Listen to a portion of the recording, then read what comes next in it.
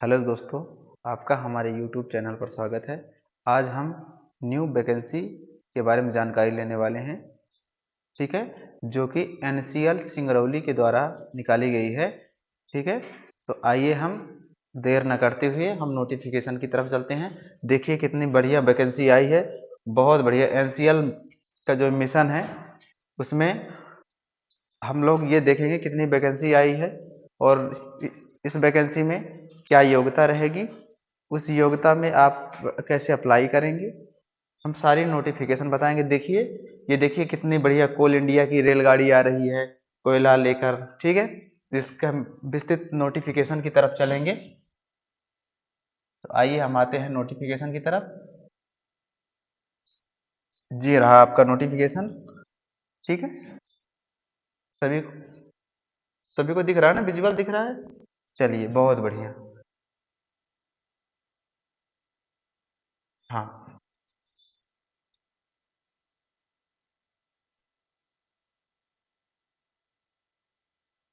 Brightness बढ़िया है सब, ऑल क्लियर। चलिए ठीक है, आ गए हम नोटिफिकेशन की तरफ।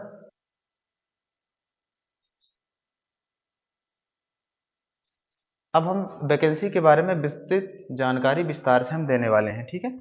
तो यह वैकेंसी आपकी NCL Singrauli northern coal field limited mineral company, mini जो आपकी है mini ratna company, sorry, coal India limited की अनुषंगी कंपनी है, नॉर्दर्न कोलफील्ड लिमिटेड, ठीक है।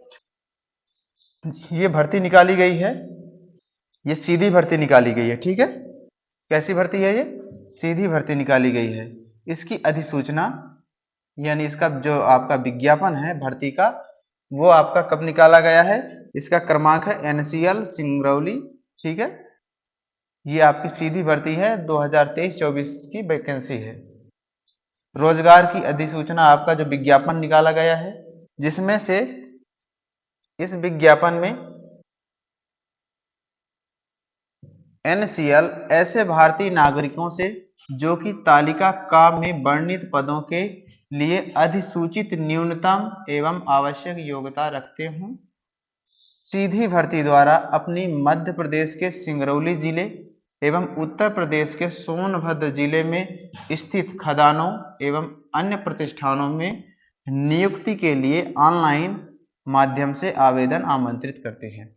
यानी आपका जो है मध्य प्रदेश का सिंगरौली जिला और उत्तर प्रदेश के सोनभद्र जिले में जो खदानें हैं उसके लिए वैकेंसी निकाली गई है कोल इंडिया की तरफ से, ठीक है। इसमें हम देखेंगे पद और न्यूनतम योग्यता के बारे में, ठीक है, कि कौन कौन से पोस्ट में वैकेंसी निकाली गई है सर, क्या योग्यता रहेंगी, उनके बारे में हम जानकारी देने वाले हैं।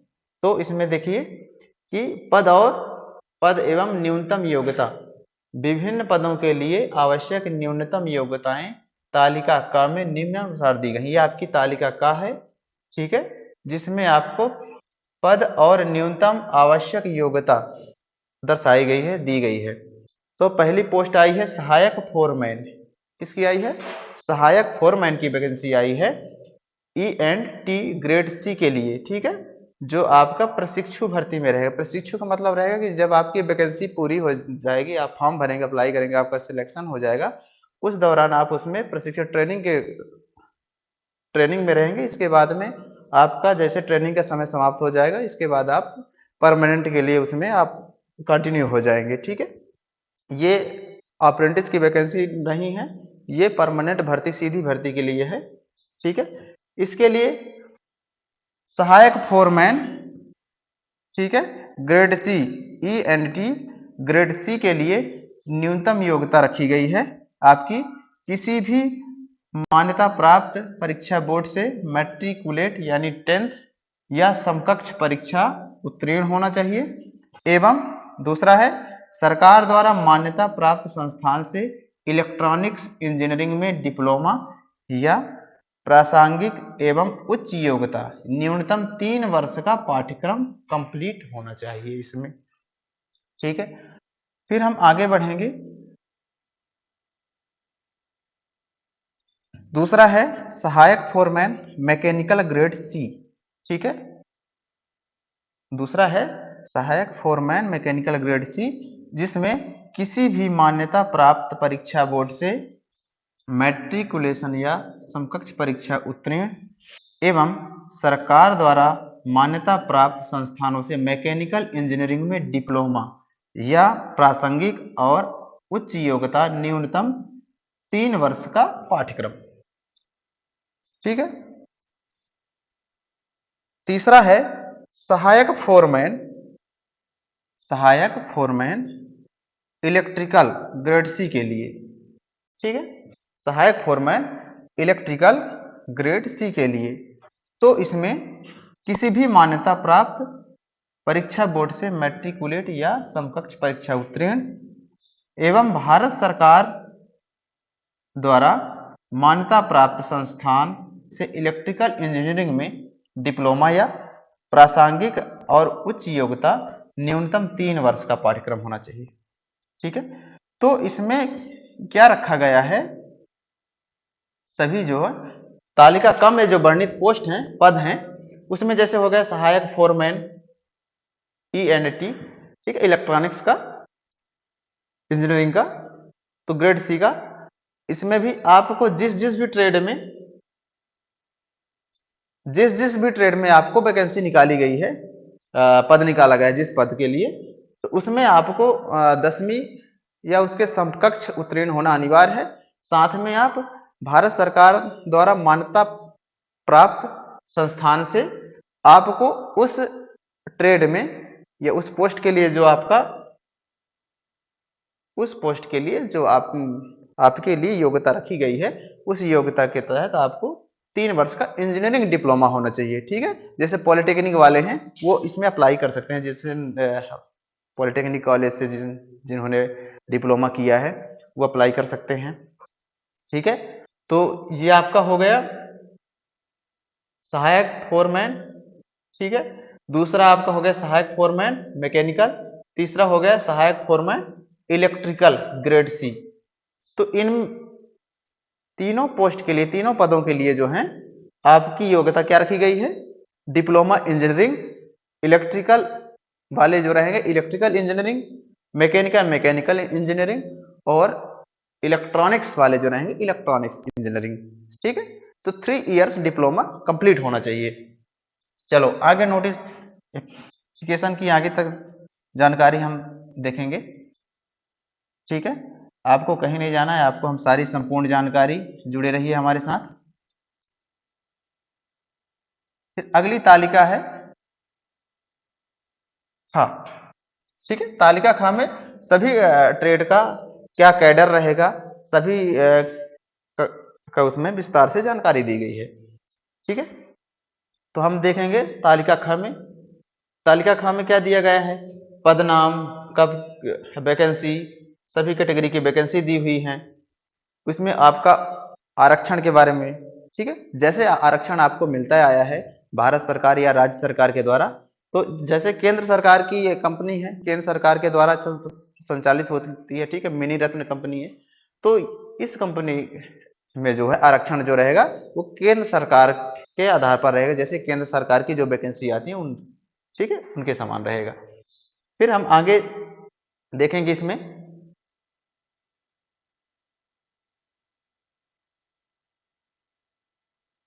सहायक फोरमैन जो हमने बताया E&T ग्रेड सी, सहायक फोरमैन मैकेनिकल, सहायक फोरमैन इलेक्ट्रिकल, इन सभी की वैकेंसी कुल कितनी है, सभी हर प्रत्येक ट्रेड की वैकेंसी है कुल 150 वैकेंसी है।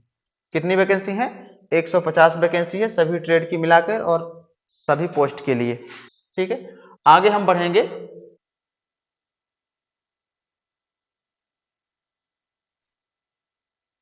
आगे की जानकारी हम देने वाले हैं कि आपको लगता है कि सर उच्च योग्यता वाले इसमें अप्लाई कर सकते हैं कि नहीं कर सकते हैं, ठीक है। हम तो डिप्लोमा होल्डर हैं, डिप्लोमा इंजीनियरिंग किए हैं, उसमें मान लीजिए हम बीटेक हैं, ठीक है, बीटेक हैं, एमटेक हैं, इसमें हायर क्वालिफिकेशन वाले भी, तो उनके लिए इसमें जानकारी रखी गई है।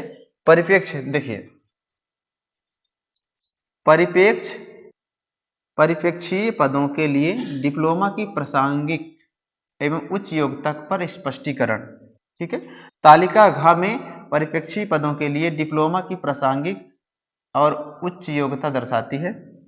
ठीक है, तो सहायक फोरमैन ENT, तो इसके अभियांत्रिकी में आवश्यक डिप्लोमा आपको इलेक्ट्रॉनिक्स इंजीनियरिंग में डिप्लोमा होना अनिवार्य है।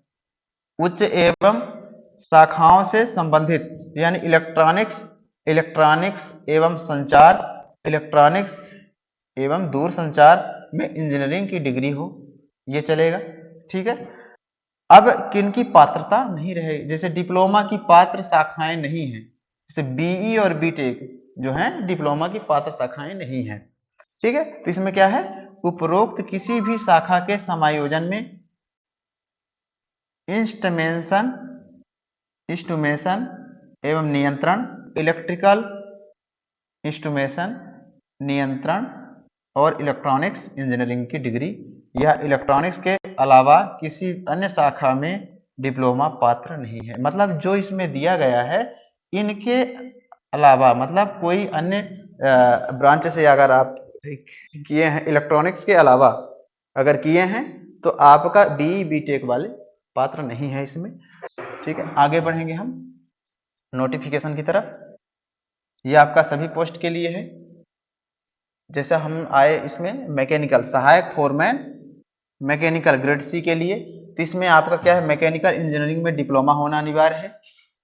उच्च योग्यता मैकेनिकल इंजीनियरिंग में इंजीनियरिंग की डिग्री। ठीक है, जैसे प्रोडक्शन हो गया, इंडस्ट्रियल, ठीक, थर्मल, विनिर्माण, ठीक है, मैन्युफैक्चरिंग वाली हो गई, मैकेनिकल इंजीनियरिंग, इनमें से किसी या समान शाखाओं का समायोजन, यानी इसमें से संबंधित जो भी है मैकेनिकल इंजीनियरिंग से, ठीक है, तो वो सभी अप्लाई कर सकते हैं इसमें। सहायक फोरमैन इलेक्ट्रिकल, इसमें इलेक्ट्रिकल इंजीनियरिंग में डिप्लोमा। ठीक है, इसमें इलेक्ट्रिकल एवं इलेक्ट्रॉनिक्स इंजीनियरिंग की डिग्री वाले भी, ठीक है, पात्र होंगे। तो इस नोटिफिकेशन को आप विस्तार से पढ़ेंगे, ध्यान से। हम आगे बढ़ेंगे, ये आपको सारी जानकारी ये हम शेयर कर देंगे। ठीक है, अब बात आती है सर आरक्षण का क्या रहेगा। ठीक है, तो आरक्षण जैसे भी आपको मिलता है आया है आरक्षण।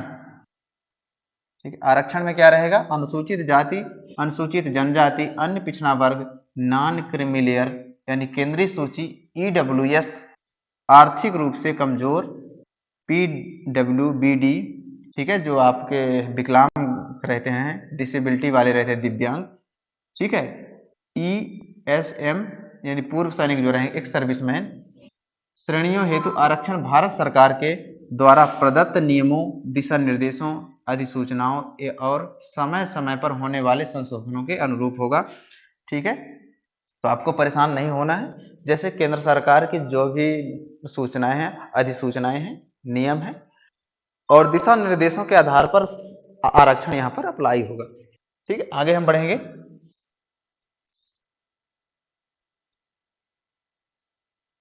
ये सारी नोटिफिकेशन आप फॉर्म भरने से पहले आप रीड कर लीजिएगा। ठीक है, अब आयु के बारे में बात करेंगे। ठीक है, आयु क्या होगी सर, कैसे क्या, तो हम इसमें क्या है कि छूट के लिए कि आयु में छूट मिलेगी नहीं मिलेगी, तो आपको 5 फरवरी, ठीक है, आवश्यक ऊपरी आयु सीमा में अधिकतम छूट महत्वपूर्ण तिथि यानी 5/2/2024 के आधार पर आपको दी जाएगी। ठीक है, अनारक्षित यानी जनरल कैटेगरीज और EWS के जो है आर्थिक रूप से कमजोर वर्ग के जो हैं उनको आपको कोई छूट नहीं मिलेगी। SC ST, ठीक है, अनुसूचित जाति अनुसूचित जनजाति के लिए 5 वर्ष की छूट रखी गई है। अन्य पिछड़ा वर्ग यानी नॉन क्रीमी लेयर जो केंद्रीय सूची में है उनको 3 वर्ष की छूट है। दिव्यांग जो है अनारक्षित, ठीक है, जनरल में जो दिव्यांग है उनके लिए 10 वर्ष की छूट है।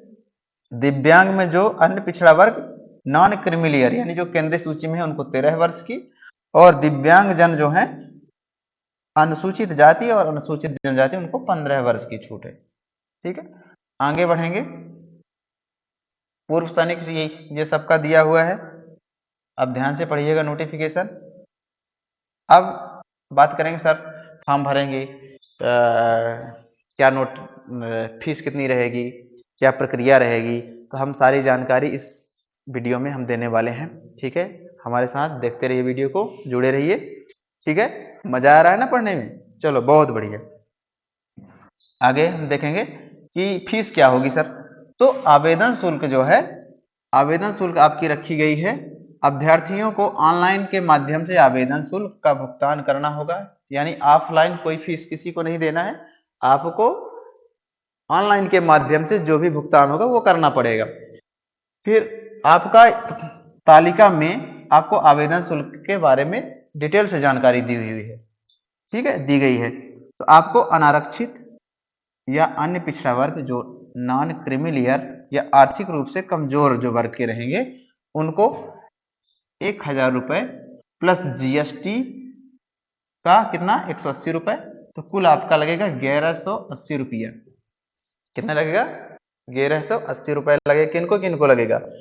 अनारक्षित यानी जनरल वाले जो हैं, ओबीसी, नॉन क्रीमी लेयर और आर्थिक रूप से कमजोर ईडब्ल्यूएस वाले, तो उनका 1000 प्लस लागू जीएसटी 180 रुपये, तो आपको कितना लगेगा टोटल? 1180 रुपये लगेंगे। यानी मात्र 1180 रुपया लगेंगे। अनुसूचित जाति जनजाति, पूर्व सैनिक, विभागीय कर्मचारी, पीडब्ल्यूबीडी, ठीक है, यानी एससी एसटी और एक्स सर्विसमैन जो हैं, पूर्व सैनिक रह चुके हैं, डिपार्टमेंटल जो एम्प्लॉई हैं, विभागीय कर्मचारी हैं और दिव्यांगजन हैं, उनके लिए कोई फीस नहीं रखी गई है, कोई शुल्क नहीं है। ठीक है, आगे बढ़ेंगे हम। ये आप नोटिफिकेशन बहुत बढ़िया से पढ़िएगा। ठीक है, ध्यानपूर्वक फॉर्म भरने से पहले।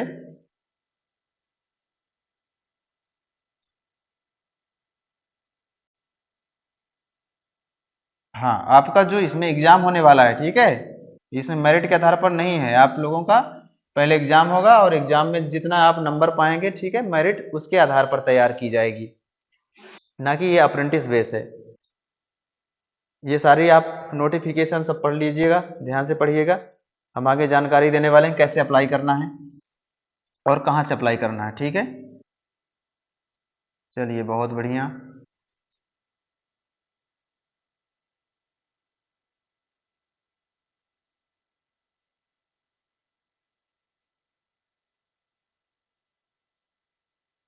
चलिए, दिख रहा है ना, विजुअल है? चलिए बढ़िया है। अब बता रहे हैं आवेदन कैसे करना है, कहाँ से करना है। तो आपको आवेदन कैसे करें? अभ्यर्थियों को एनसीएल की आधिकारिक वेबसाइट, यानी आपका एनसीएल का, ठीक है, एनसीएल की आधिकारिक वेबसाइट है, ऑफिशियल साइट है www.nclcil.in। ठीक है, इसको ओपन करेंगे। ओपन करेंगे तो आपका होम पेज जाएगा। इसके बाद आप मेनू में जाकर आप कैरियर सेलेक्ट करेंगे। कैरियर के अंदर आप उसमें देखेंगे भर्ती, भर्ती में आप सहायक फोरमैन सेलेक्ट करेंगे। सहायक फोरमैन में आप मैकेनिकल, ईएनटी, इलेक्ट्रिकल, ठीक है, प्रशिक्षु पदों की सीधी भर्ती के लिए रोजगार अधिसूचना लॉगिन कर ऑनलाइन आवेदन करने की सलाह दी जाती है। तो आप यहाँ से आप ऑनलाइन भरेंगे, फॉर्म भर पाएंगे। तो ये आप वेबसाइट को नोट कर लीजिए, स्क्रीनशॉट कर लीजिए। ठीक है, वेबसाइट क्या है? www.nclcil.in। ठीक है, ये वेबसाइट रहेगी, यहाँ से आप फॉर्म भर सकते हैं। आगे आप लोग फॉर्म भरते समय बड़े सावधानी से फॉर्म भरेंगे। ठीक है, ये रहा आपका कंप्लीट नोटिफिकेशन। हाँ, अब आपको ये डेट याद कर लेना है कि सर आपने इतनी सारी जानकारी बता चुके हैं, लेकिन आपने मेन बात तो बताया ही नहीं है। तो अब हम बताने वाले हैं मेन बात कि ये आपका फॉर्म भरना कब से स्टार्ट होने वाला है। तो आपका 15 जनवरी, कब से? 15 जनवरी, देखो 15 जनवरी 2024 से फॉर्म भरना स्टार्ट हो जाएगा। और 5 फरवरी 2024 को लास्ट डेट रहेगी। यानी फॉर्म कब स्टार्ट होगा, अप्लाई कब से स्टार्ट होगा, अप्लाई होना कब से स्टार्ट होगा, 15/1/2024 से। और लास्ट डेट कब रहेगी, लास्ट डेट रहेगी आपकी 5 फरवरी 2024। ठीक है, तो ये आपकी डेट है, इसको भी आप देख लीजिए, नोट कर लीजिए। तो दोस्तों ये रहा आपका कंप्लीट नोटिफिकेशन। ठीक है, तो हमारे साथ देखते रहिए, चैनल को सब्सक्राइब करिए, लाइक करिए, शेयर करिए, और जैसे ही भी कोई वैकेंसी आती है, कोई नोटिफिकेशन आता है, तो हम तुरंत आपके पास आएंगे। ठीक है, आपके सामने आएंगे, आपके साथ रहेंगे। आप हमारे परिवार हैं और हम आपके परिवार हैं। ठीक है, तो सारी जानकारी के लिए हमारे साथ जुड़े रहिए। ठीक है, और बाकी शेयर सब्सक्राइब करिए, और सिलेबस के लिए आप कमेंट करिए कि सिलेबस के लिए तो एक हम नया वीडियो बनाएंगे। ठीक है, बहुत बहुत धन्यवाद।